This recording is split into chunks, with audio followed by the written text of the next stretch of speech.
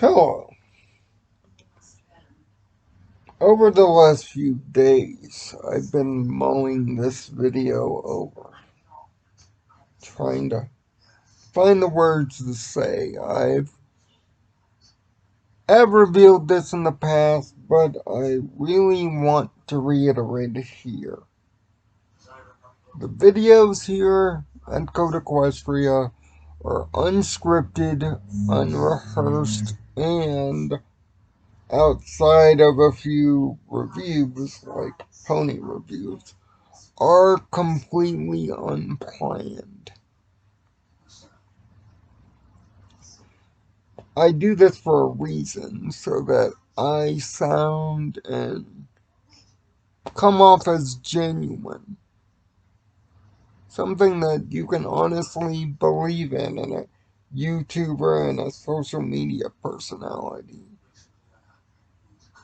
And normally I come on here as Nirvana Sparkle. I try to stay true to that personality because it is my true self for the most part. But for this video, I'm gonna have to drop that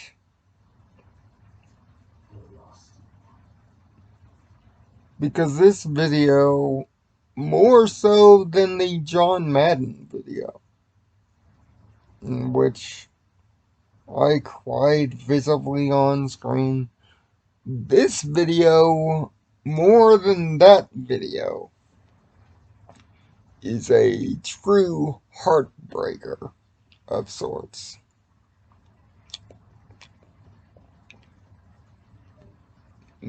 Growing up as a disabled person with cerebral palsy, having to be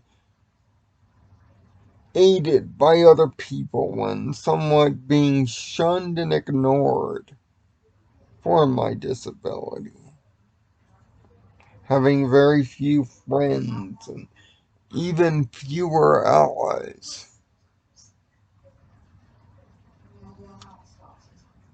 I didn't have many heroes to look up to. My father wasn't really around. My mother did everything. A single parent raising two sons and keeping tabs on her two living daughters. All single-handedly. So I found my heroes, like most kids that do under these circumstances, through television. No, I wasn't a Superman kid. I wasn't a comic book reader. I didn't find Mario too appealing. What people would consider traditional heroes, I wasn't into at all. But I was into two things in my youth: video games and wrestling. Hulk Hogan became my first real hero at the age of 3. This unstoppable force of nature, winning world championships, preaching, taking vitamins, saying your prayers, waving the American flag. But at the age of 7 on a Saturday morning at exactly 10:30 in the morning on an August summer morning, I was introduced, as many to, the Mighty Morphin Power Rangers. I didn't know it at the age of 7 years old, but this series would define my life not only as a child growing into a teenager, not only as a teenager suffering through a years long depression bout, not only as a lost young adult struggling to find a quote unquote career given his circumstances, but a franchise that to this very moment in time remains not only a part of my life, physically, emotionally, spiritually, it remains the one TV series in which I have viewed every single thing on television and have watched and reviewed all three of its major motion pictures. It is the one thing in my life that has remained constant. Even video games has lost its appeal once or twice, but in terms of Power Rangers, it has never, ever wavered. And at the age of 7, much like the rest of the world, one fateful day started a mini-series that would define not only Power Rangers' future, but it would shatter kids' television. It would take a loosely translated dub of a Super Sentai series that was older than it and send it into the stratosphere. Green with Evil is the name of the series of episodes. It was the first of its kind, even for kids' TV back then. 5 episodes over 5 days. It would send Power Rangers to places in the ratings that very few, if not any, kids show has been able to reach to this day. Keep in mind that Power Rangers was so big going into its second season that it aired its premiere in prime time television. Also, that night, Spider-Man also made his animated series debut. That series was a legend, and we'll talk about it on another day. But the reason I bring that up is we were introduced to a character with that miniseries that would become so integral to my life, my thoughts on heroism, my definition of what a badass was. No, a badass wasn't Arnold Schwarzenegger. No, it wasn't Sylvester Stallone. It wasn't Steven Seagal. It's not even Keanu Reeves or Chuck Norris. When I go to the dictionary and I look up a picture of the word badass in the dictionary, I see Jason David Frank, Tommy Oliver, the Green Ranger. Soon after a short stint away, the White Ranger, which most people remember both rather fondly. The reason for the White Ranger change is, of course, historically twofold. Most people in the Power Rangers community knows this, but if you're out of it, let me give you some behind the scenes stuff.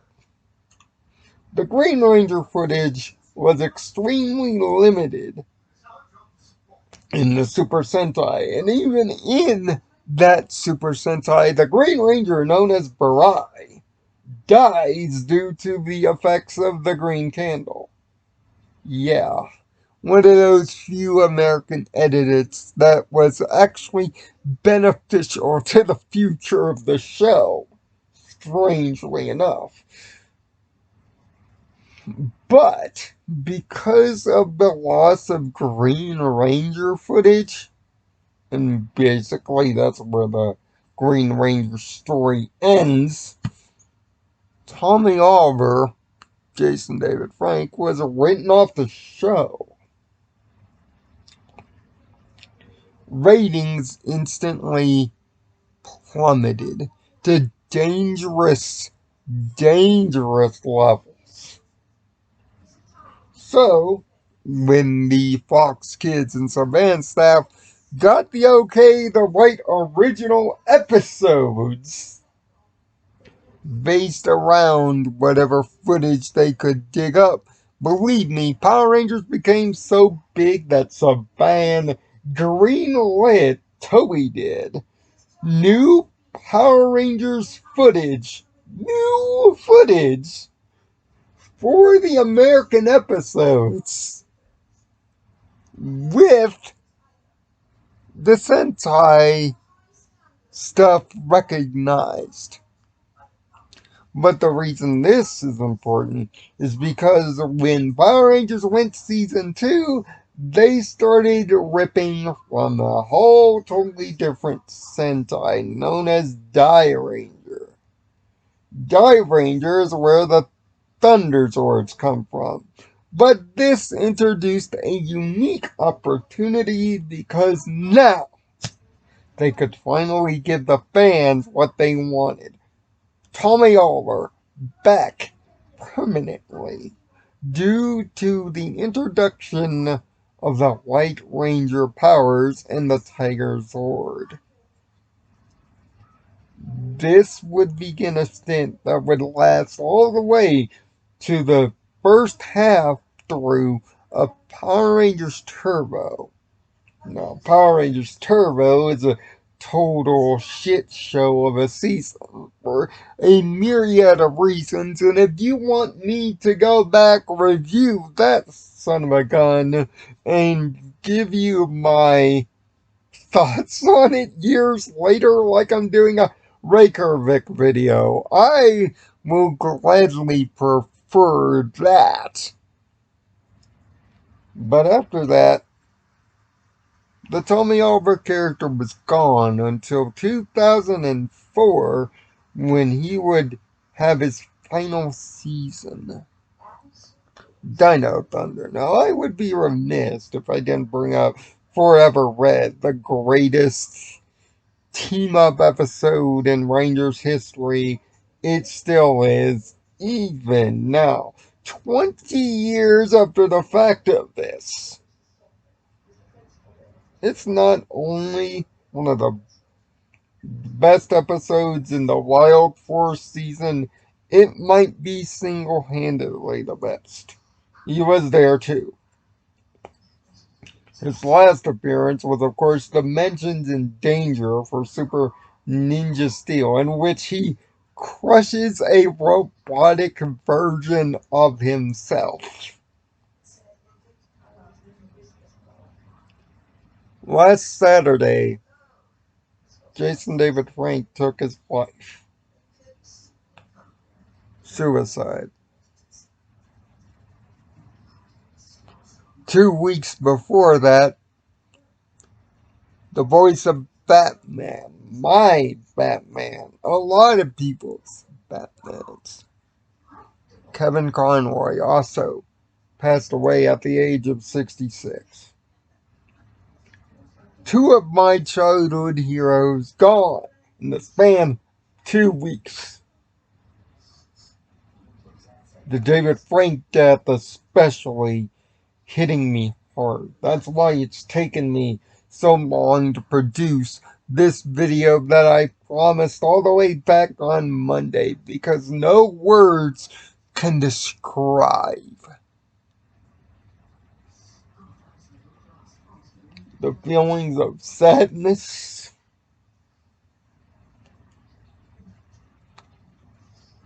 of just purely being lost in thought.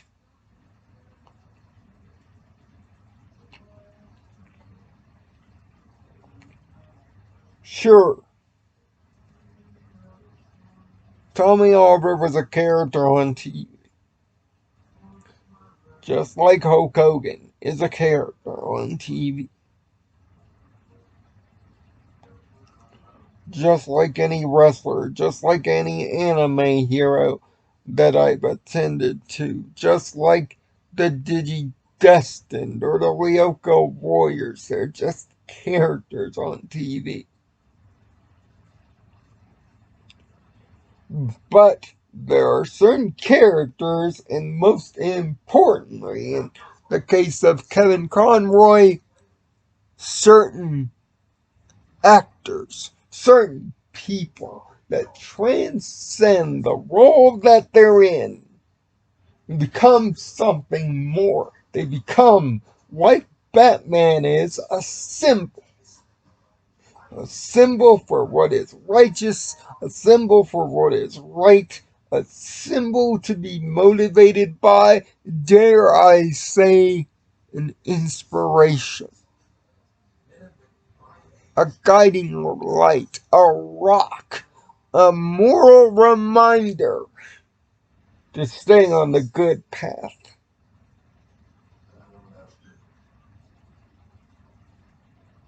Jason David Frank provided that. From the first minute he was on screen to his last performance, you can make an argument of who the greatest Power Ranger is, but you cannot make an argument as to who the most important is, who the most important actor is. You can't make that argument because until the day he passed away, he was a member of our community, a member of our space. Ironically, 3 months before his death, he officially retired from the role with style and grace. He turned down the 30th anniversary invitation and officially retired the character just 3 months before his passing. Kevin Conroy was doing the voice of Batman to his very breath. His last role, ironically, being in the game of Multiverses as the character himself. A man that was so honored to play the legendary role, he would do it at a drop of a hat. And he did it to the last. If anybody tells you that fictional characters do not make an impact on real people, I dare you to say that after these last 2 weeks. I dare you to say that to anybody who has been impacted by Kevin or by Jason.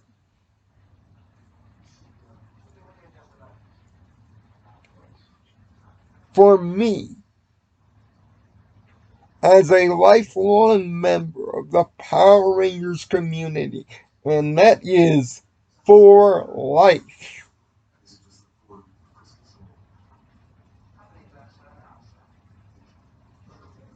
Tommy Oliver was the first character, the first being that I thought was truly godlike, that I was witnessing Jesus on television.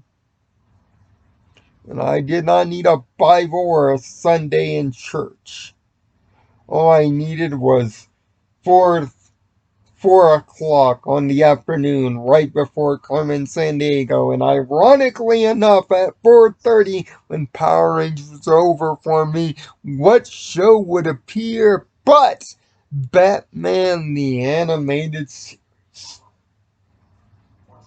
it's as though the gods have played a cruel trick on us all. And yes, the trick is cruel. But the lesson learned here cannot be understated.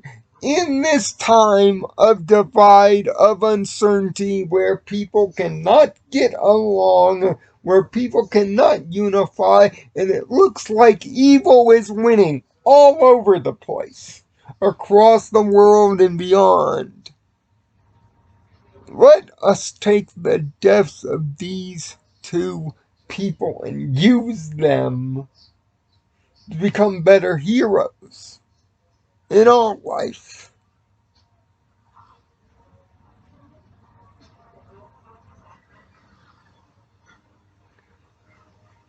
I will end this video by saying this quote. And it's ironic that I remember this quote.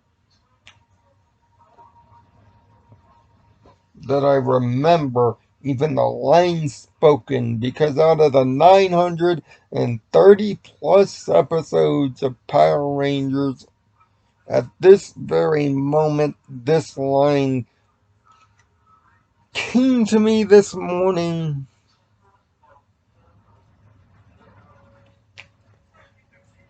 Ironically, so.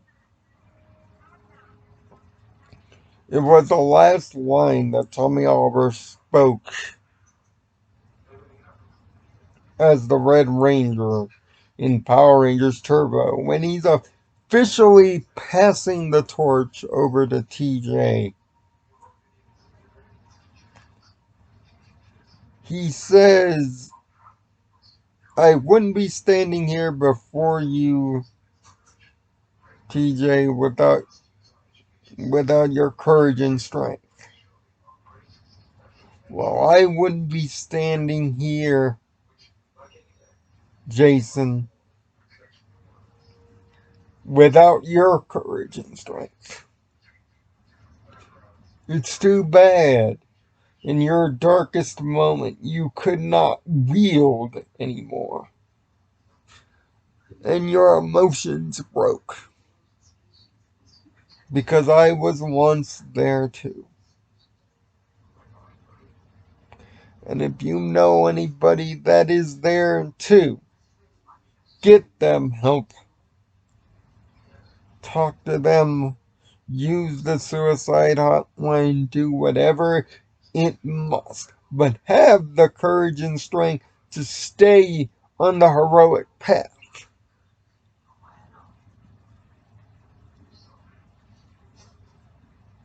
It's very hard to stay on the road path, especially when you lose your heroes.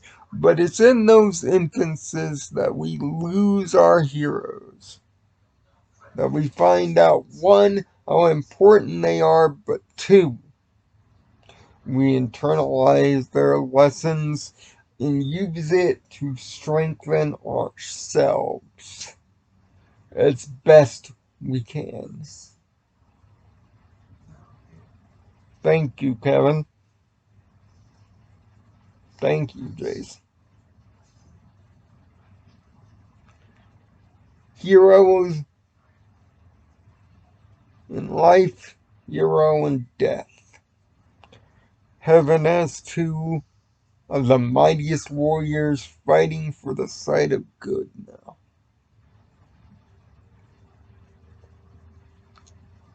And they've done a generation's worth down here.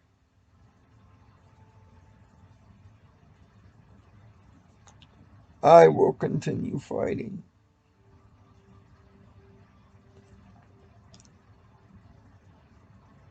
Thank you so much. It's on days like today that I am thankful that because of the two of you, I know what a hero is. And generations after will also know. Keep up the fight, no matter how hard it looks. You both have found peace.